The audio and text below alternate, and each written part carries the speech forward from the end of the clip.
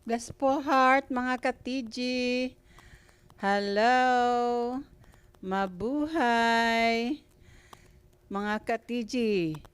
To guide, tough guy, totoong gwapo, totoong gwapa. Please share and subscribe, like, and comment.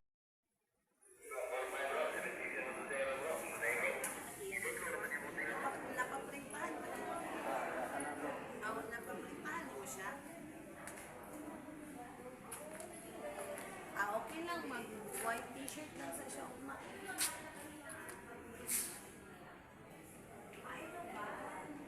Sige lang kayo. White t-shirt. Pwede naman siya magsuot at uniform. Ano man, dako siya itong sapatos ni Kuya.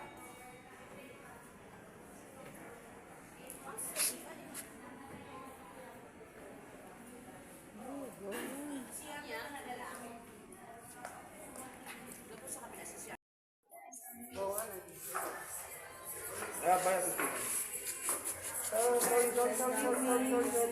Sabi mo, bakit ang ganito ko? I'm from Italy, so this is... Wala akong sinabi.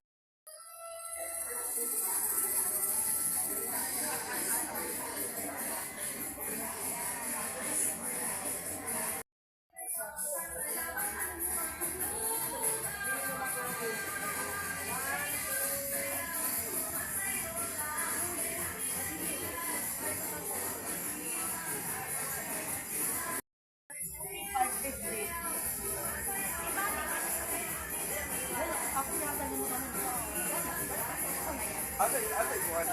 Left.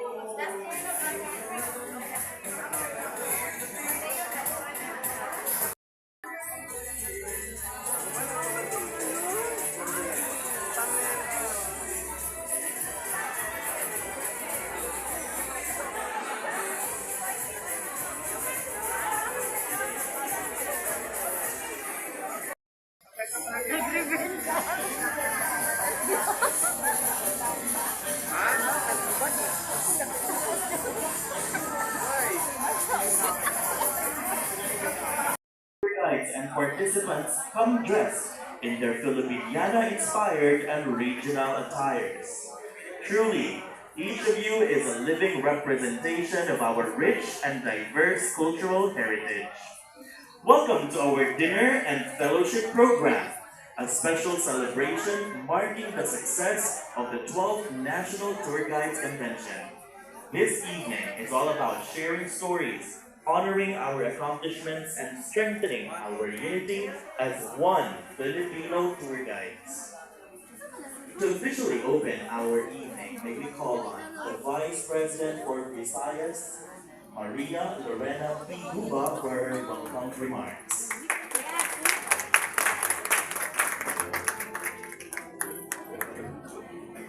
Mabuhay!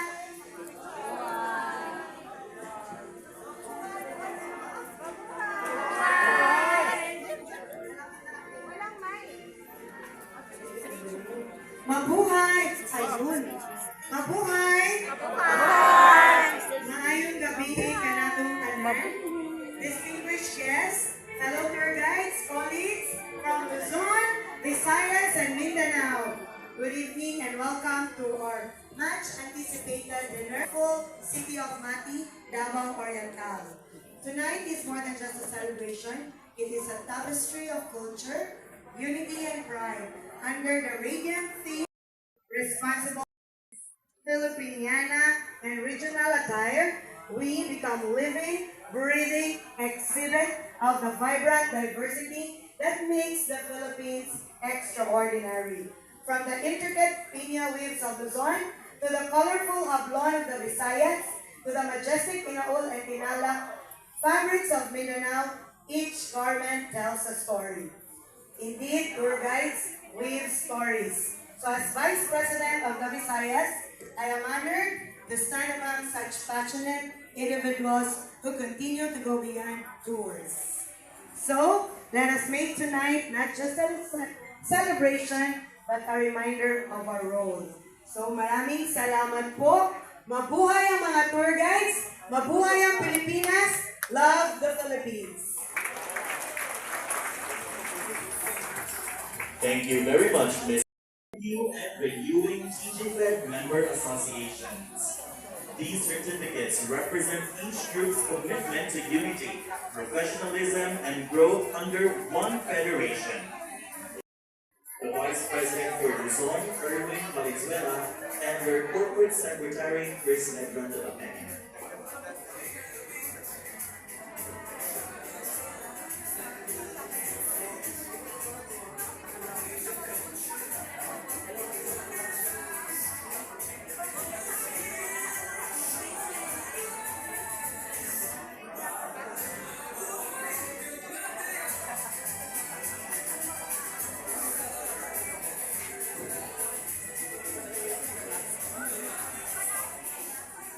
Magandang gabi po sa atin lahat. Kami po ang Cordillera Administrative Region Tour Guides Organization. Doon po sa aming inspiration kung saan po namin hinuhugod. Iba-iba po yung aming kasuotan sa ngayon. No? Merong pure Filipiniana, meron naman po talagang galing sa mountainous at sa mountain province naman po. No? Kaya kung titingnan natin ang pagkakaiba nitong dalawa, dominante ang kulay na pula. No po? Dominante ang kulay na pula kasi po yun yung parang first class kasi ang pula sa amin kasi kalimitan ito yung sa mga prominenteng mga pamilya. Ang pinaka naman sa mga tribo, yung white, black, and brown. Yun yung pinaka ay maraming kulay. Ngayon po naman, kung titignan natin yung dalawang kasama namin, is purely Filipiniana naman po, no? Kasi diverse na nga po ang Cordillera ngayon. Now, bakit ito yung gamit namin? Cordillera came from a Spanish term, knotted together, no? O kaya tied together. Yun ang the term cordilla, no? So, yung aming mga ninuno, no, gumawa rin ng kanilang mga sariling pananamit. Bago kami gumamit, o kaya mga ninuno namin gumamit ng cotton thread, gumamit po sila ng mga barks ng aming mga sama natural. One of which is the Anita tree in Benguet. Ito rin po yung ginagamit na musical instrument at saka yung bark po niya ginagamit o kaya ginagawa para po maging bahag ng kagaya ng gamit ko. Ang gamit ko po ngayon ay purely mountain province. Mountain province po. Ito po ay tawag suklong o kaya palaka. Kung titingnan niyo po yung best ko kasi, iba-ibang ay purposely, no? Na pinagawa ito kasi nga po, iba-iba na po yung mga design. Pero, yung kulay lang po ang iba pala. Pero yung paghahabi, parehas pa rin po. Kaya nga po, itong ginamit ko to represent all the 6 provinces of the region Cordillera po. No po? At of course, hindi natin makakalimutan yung again, marami pong salamat at sana po may sa ulitin. Saan ba? Sa Bulacan? La Union. Ayan. Secret. Thank you, thank you. Thank you so much, Kartogo. Next, we have the Philippine Association of Accredited Tourist Guide Lecturers Incorporated. Or PAATG.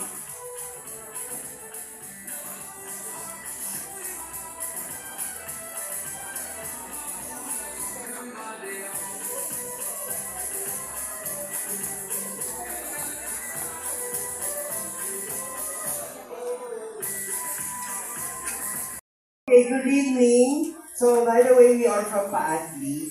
So as you can see, we belong to a very diverse culture. That's why Paagi represent different parts of the Philippines. And as you can see, most of our women are representing the Filipiniana. We also have that tribe over there. And also to all our gentlemen who are also wearing our national outfit barong. So I think the only thing that can describe us, we are very diverse, yet we are very talented. Thank you so much. Thank you so much, Paadli Incorporated. We will now call our next association, the Guides Philippines and the New Millennium Incorporated. Ilocos Tour Guides, please prepare on the side of the stage. Thank you.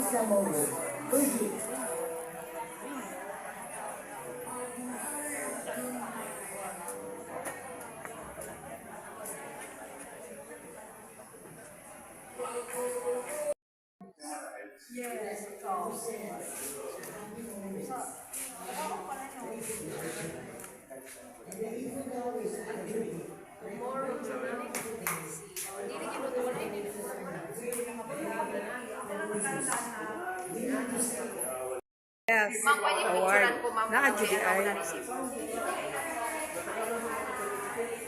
Eh, yung name, ma'am, para maano po. Oh, Dito, ma'am. Eh, dito, ma'am. thank Pwede po you. ba, ma'am, makita yung ma'am? Oh, thank you, ma'am. Gunit isa gabang. Gunit. Iban, yes. Oh.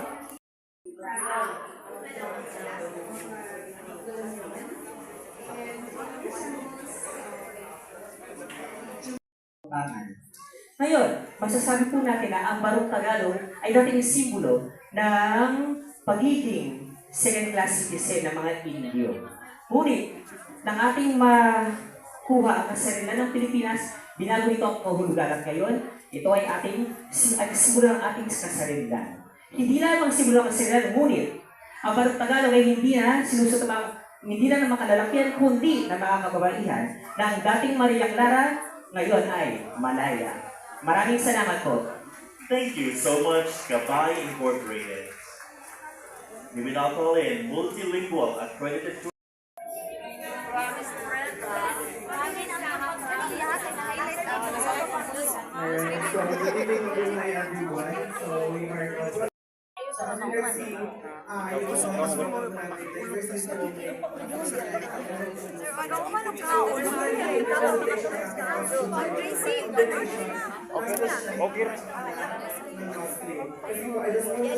Mandaya Bay.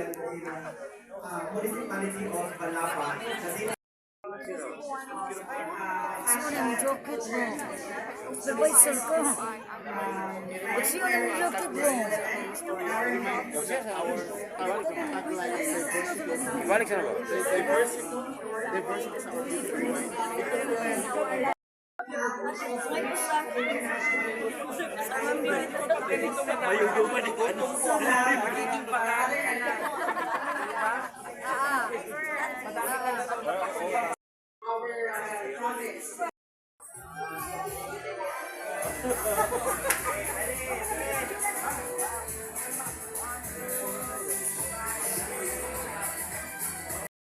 Tira, my scrap, right? So that's why we have scrap from Anthill, promoting circularity. Para po, nakikifilm talaga tayo na Weaves and Wonders, tour guides, preserving our cultural and natural heritage through responsible tourism. So that's why we carry the punches, every fabric that you have in our hearts. Love the Philippines.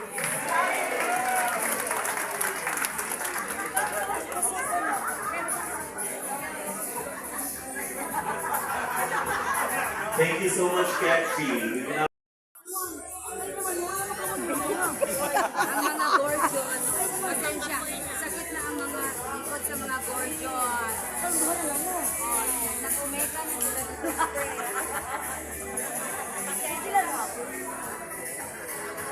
we also call in from both the knees prepare on the side of the stage.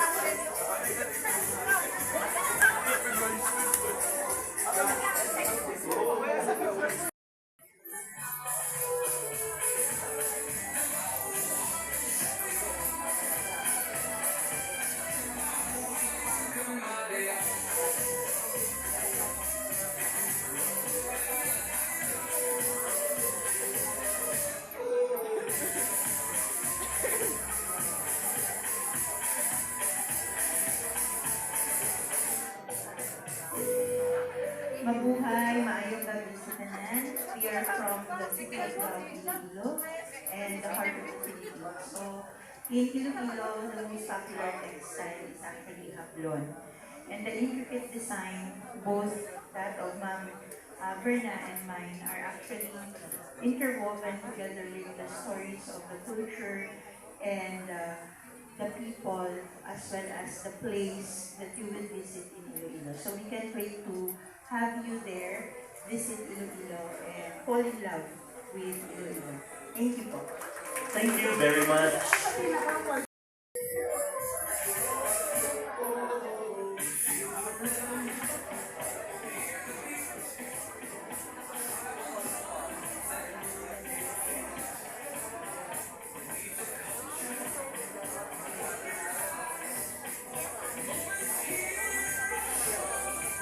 Alright, good evening, mabuhay, maadjong gabi kaninyong tanan. Adjong gabi, more pa-energy. Mayong gabi kaninyong tanan. Maadjong gabi. Thank you so much. Well, we are kabog or kahupugan sa Bolanong, guys. I don't really have much to say tonight, but nasuko among president on the story.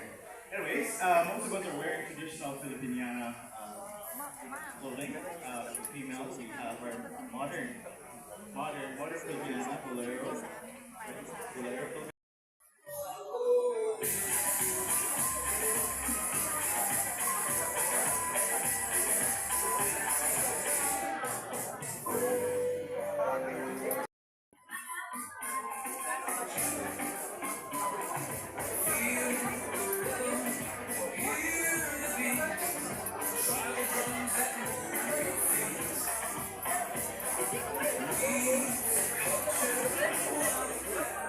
Maayong gabi sa inyong mga tanan. We are from Iloilo, the city of love, the city where the past is always present, and the creative city for astronomy of what we are wearing, actually, Tito Dan here is wearing the palubok of Central Panay, and we To our Mindanao Member Associations, may we request the Vice President for Mindanao, Mr. Ricky Veloso, to please be on stage. Let us now call in our first association, Asociación de Guía Turístico del Zamboanga.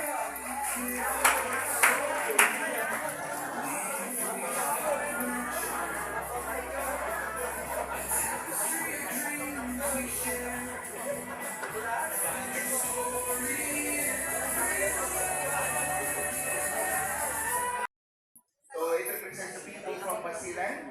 So this is actually our brothers and sisters in Islam from Basilan. And then of course a mix of modern Filipiniana na lang po ito.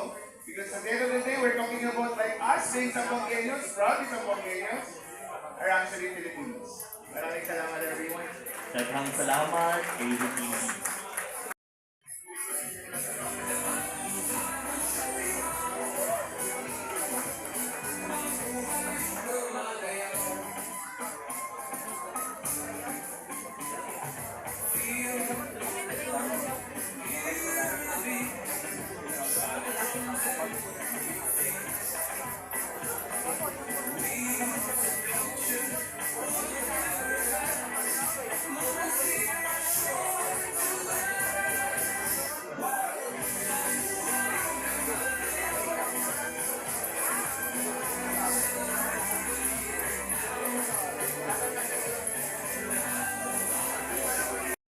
are the Dasig Turismo new association in Davao Region. So we are representing the colors of Mindanao. We know that the Davao is a home of 11 ethno-linguistic tribe of Davao. So first, I would like to introduce to you Sir EJ. Sir EJ is wearing Iranon. The Iranon came from the area of Cotabato, and Iranon is the tribe of Sultan Kudarat. Okay? We have also Ma'am Juby. She's wearing the Mindanaoan Filipiniana. It stated the different designs and the intricate designs of the Mindanao. We have also a proud the son of Adatu, Sir Arman Atohoyan. He is also a Hibabaon. This is came from Abutuan.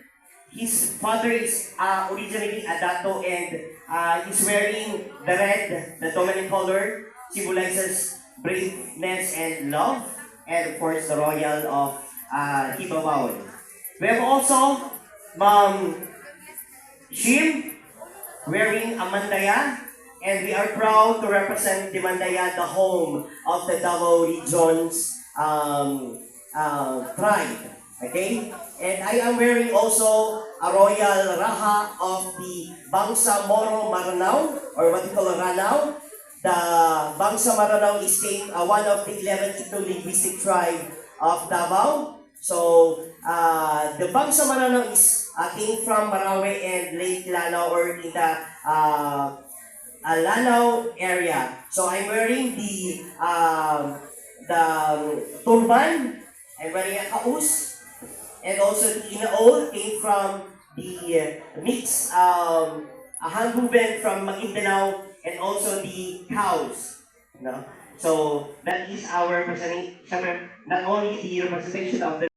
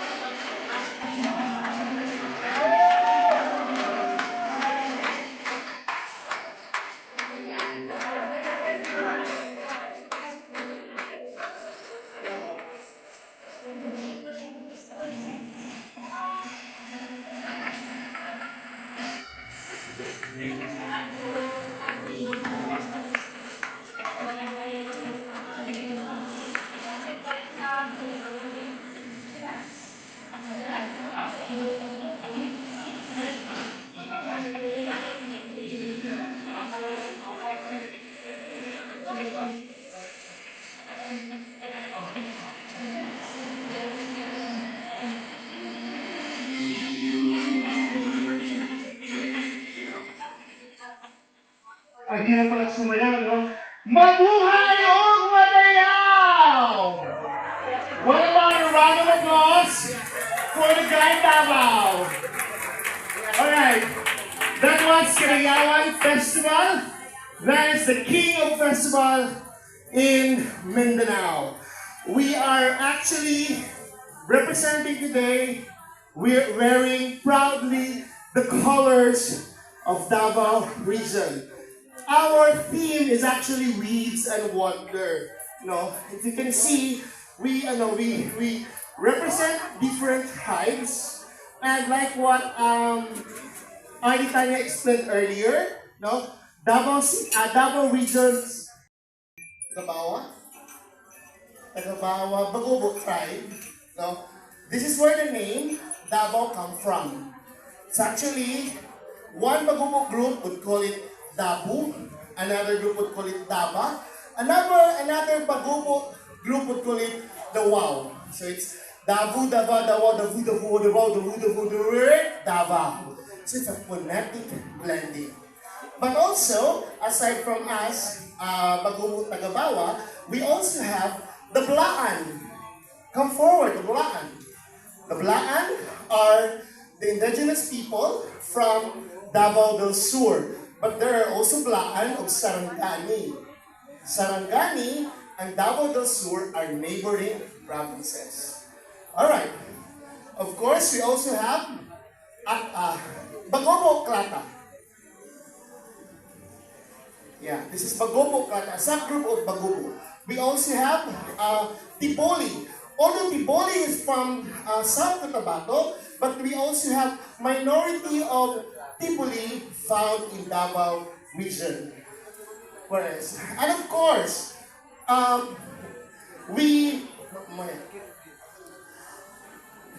Davao region is not just about indigenous people. We're also home, actually, of different Moro groups. Here, I'd like to present to you ang Totoy, makitaan Paul! Okay? Paul is actually wearing a Tao suit, no? Attire, no? And meron siyang pisyabi, no? Ganda ng lola mo. And our Pogi, no? Our Ginoong Davao right now is, come here, Randy. Randy is actually wearing a contemporary inaul. This is a hand-woven cloth of the Maguindanaoan people. And of course, Davao region is not just about IPs, no, it's not just about Muslim. We also have Christians. That's why we are very diverse because we have the tribe people. Of course, Yen. And join him. Okay. This, okay. Itong sinusuot namin, sinusuot ni Paul at sinusuot ni Randy, no? Ito yung parang inspired ng Muslim weaves, no? Pero on regular basis, especially if you go to, for example, you go to Boulevard, you will see a regular Muslim wearing this attire.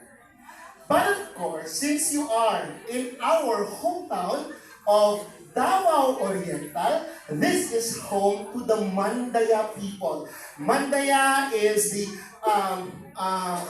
indigenous group living in our province, and this is our Mandaya. Okay? Now, yes.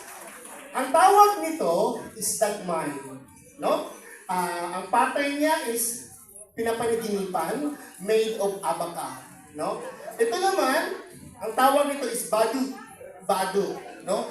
It is stitches, a hand stitch by mga kapatid natin,